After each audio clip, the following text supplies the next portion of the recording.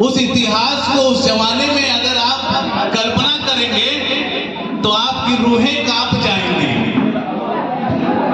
वो दौर अगर आप उस जमाने में देखते, हम लोग तो अभी भी पढ़ते हैं तो यकीन नहीं होता है। आप सोचिए कि उस दौर से जो गुजरा होगा, परिवर्तन किया होगा, वो किस कठिन परिस्थिति में किया होगा बच्चों। आज तो आपको कुर्सी मिल रही है बच्चों, मगर इस दौर था यही देश जो कभी सोने की चिड़िया थी, विश्व गुरु था। उस जमाने में आप ही के जैसे, आप ही के उम्र के बच्चे विद्यालय की तरफ जाते थे तो एक सुंदर गाना गाते थे कि जहां डाल डाल पे सोने की चिड़िया करती है बसेरा, वह है भारत देश है मेरा साथी। ये उस दौर में बच्चे गाना गाते थे। और उसी दौर में समय का परिवर्तन हुआ। वही सोने की चिड़िया जहां बिटिया उस जमाने में कोख से पैदा होती थी, उसका नाम ही देश से जोड़ के रखा जाता था। लखपतिया, सुलपतिया, चनपतिया, धनमिनिया, लक्ष्मणिया।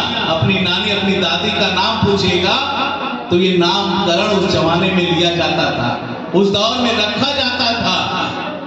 अपनी दादी के हाथों में देखिए, उनके गलों में देखिएगा, आज भी वो जेवर, कभी चूड़ी नहीं पहनती हैं, आज भी उस विरासत को जिंदा करके, उस प्रथा को, उस संस्कृति को आज भी धरातल पे हम लोगों को देखने का सौभाग्य मिलता है।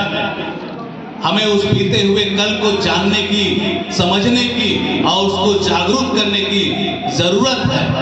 साथियों, उस दौर को हम लोग यकीनन अगर कल्पना करें, अपने दिमाग में लाएं, बच्चा जो उस जमाने में भूख के मारे तड़प तड़प के रोता था,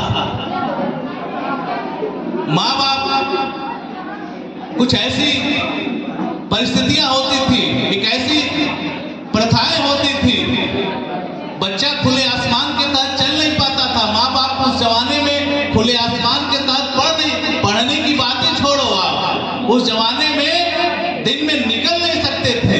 तमाम